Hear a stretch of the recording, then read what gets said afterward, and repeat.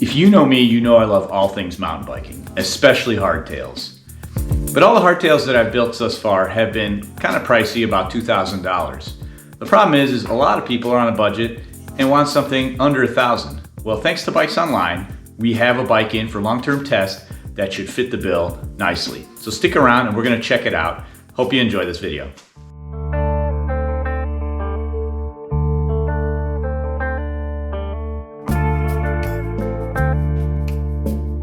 Let's see what we got. So we got this is a little box of goodies here. So let's take a look, see what we got in here. So I assume this is usually just like the stuff you need to kind of put the bike together. Let's see what they sent us. Ooh, okay. Oh wow, okay. All right, so we have an owner's manual. It looks like a nice little cone wrench, 15mm cone wrench, which is pretty sweet. Looks like this will fill up these jobs there. And oh, is this what I think it is? No way, a multi-tool? How cool is that? Oh wow, this is, yeah, how awesome is this? It'll go multi-tool. I mean, it kind of sets you up. I was actually surprised to see that. And this is a pretty robust looking multi-tool. It's got a lot of stuff on it. Let's see, well, that's pretty sweet. Look at that. Is those spoke wrench maybe? All right, this is pretty cool. Yeah, it's pretty good. Okay. This stuff, which is your reflectors and all that, your quick release skewer. Oh, no way. A bell, hell yeah. A bell. Yeah. And then some composite pedals. I mean, it does the job. It'll get you started. Oh, here we go. Here's my free bottle opener. I'm pretty excited to do a long-term review of the Polygon Xtrada 6. I want to give a big thank you out to Bikes Online for sending us this bike to test. If you're not familiar with Polygon bikes or Bikes Online, they're well known outside the US and have recently entered the US market. Bikes Online is the exclusive distributor of Polygon bikes in the US. Polygon is one of the few companies that actually manufactures their own bikes, which is a big reason why their bikes are so inexpensive. But inexpensive doesn't necessarily mean cheap. Their bikes are seen on many of the major international competition circuits, including a Red Bull Rampage win. I've been hearing a lot more about Polygon in the last year. The price to spec ratio is excellent. The Xtrada 6 is what I would call an entry-level true mountain bike. Something that can provide a new rider with a bike that can handle single track with some level of control. Something durable enough not to fall apart when the trails get rough.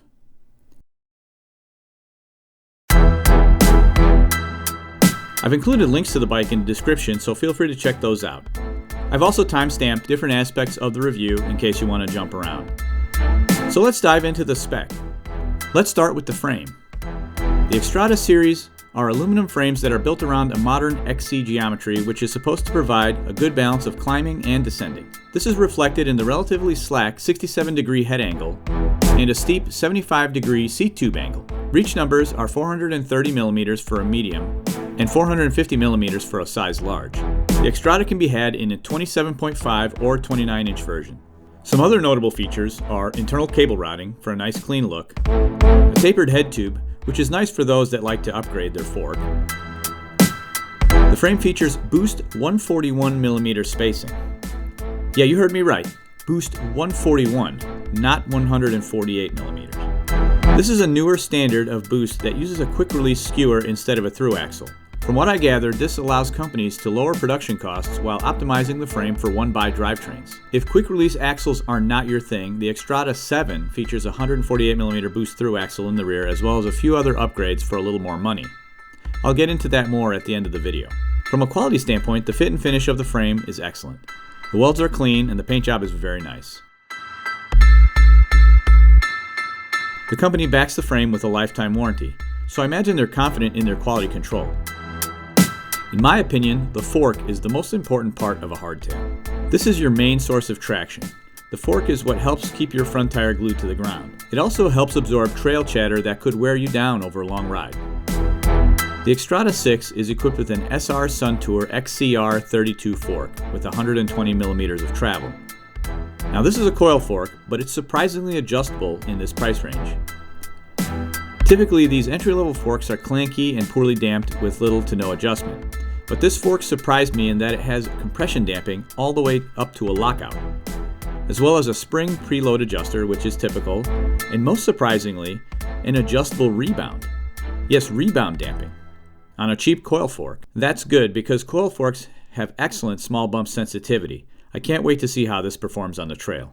The drivetrain is the 11-speed Shimano Dior 5100 group set.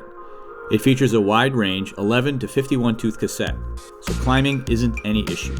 The best part is this is a 1x system, and the derailleur has Shimano's adjustable clutch, so drop chains are much less likely. The brakes are also from Shimano. The MT201s are 2-piston hydraulic disc brakes. They're mated to 160mm rotors front and back, which is typical for a bike in this category. The cockpit is finished off with Entity aluminum bars and stem. The grips are slip-on grips. They're soft and tacky, but look a little bit cheap. The wheels are built on double-walled aluminum rims that are able to be converted to a tubeless setup. The tires are the oddly named Entity Spiderbait.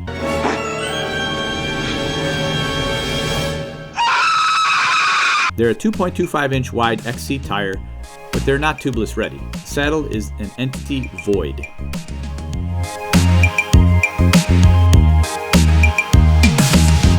Let's get some riding impressions of this bike.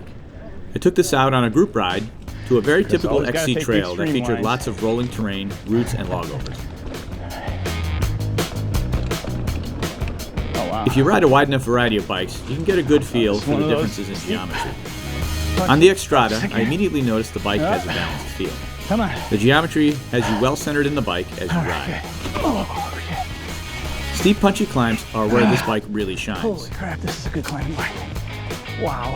I found that it was easy to keep the front wheel planted without having to shift your weight too far forward. This helps keep more weight on your back tire, which keeps it from slipping as you pedal uphill. On the downs, the head angle was slack enough to provide confidence. I never felt concerned about rolling into steep dips. The bike held its own. Oh, that was cool. Relatively speaking. The frame itself felt good, and it wasn't harsh in any way. Considering it had some fairly low volume 2.25-inch tires, that's pretty good. The Suntour XCR32 fork functioned really well. One big concern with entry-level forks is what I call over-travel, when a fork bottoms out and tops out wildly. That was not the case with the XCR32.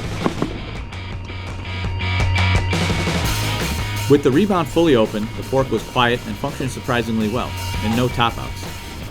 I increased rebound dampening as the day went on. As expected with a coil fork, this is cool. It absorbed small bumps perfectly. I found it very smooth.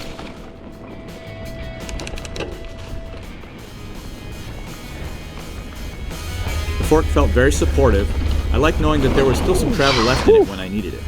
I think this is a really good fork at this price point. I'm looking forward to putting it through some more terrain. If I were to identify a standout set of parts on this spec sheet, it would be the Shimano Dior 5100 11-speed group set. This 1x drivetrain is insanely quiet and smooth shifting. In fact, these Shimano group sets are famous for their ability to shift smoothly under load. The 11 to 51 tooth cassette is more than enough range for anyone. I found shifts to be incredibly quiet and smooth. The shifter isn't the most crisp feeling in the Shimano lineup, but it works just as well as other high-end Shimano group sets. The Shimano MT201 brake set worked well. I was concerned about the lack of braking power at first, but after bedding them in, they performed well and did their job. They're as basic as hydraulic brakes come, but they're Shimano and support is readily available. I didn't like the two-finger lever design on these brakes. I felt that I needed to use two fingers to actuate them without pinching my other fingers. Cool section. So I moved the levers inward on the bars so I could use one finger, and that helped. I didn't have any long, demanding descents to deal with, so I'm curious as to how they'd hold up under those conditions. For general trail riding, they had plenty of stopping power. One outstanding part on this bike is the Entity Void saddle. And I am not exaggerating, I usually wear a chamois when I ride. I forgot to wear one on this ride and was blown away at how comfortable it was. Now this is coming from someone who rides ergon saddles. And I'll go out on a limb and say this is actually better than the ergon saddle.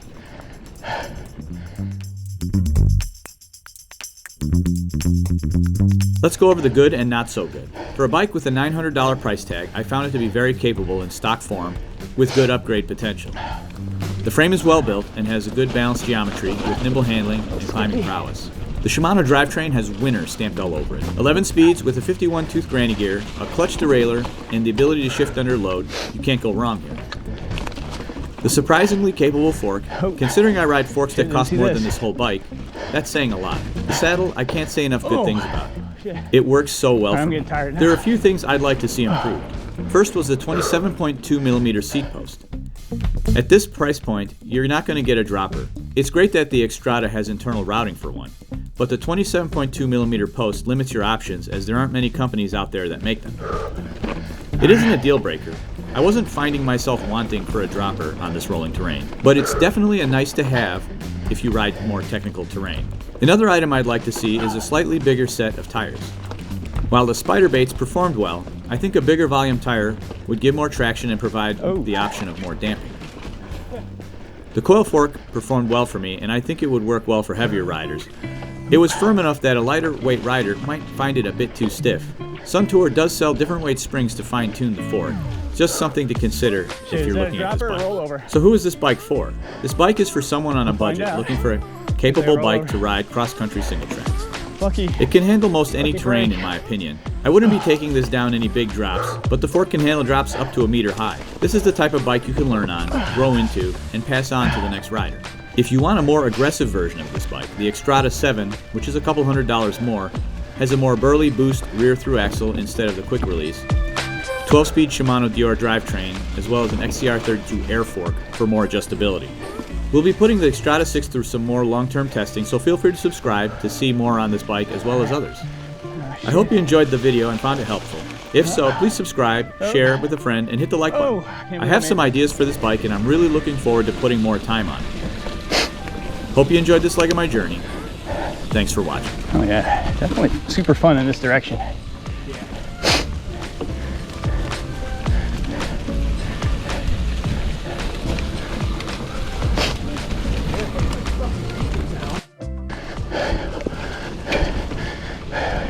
Oh shit! Oh man, I figured that was a rollover. Thanks, Chris.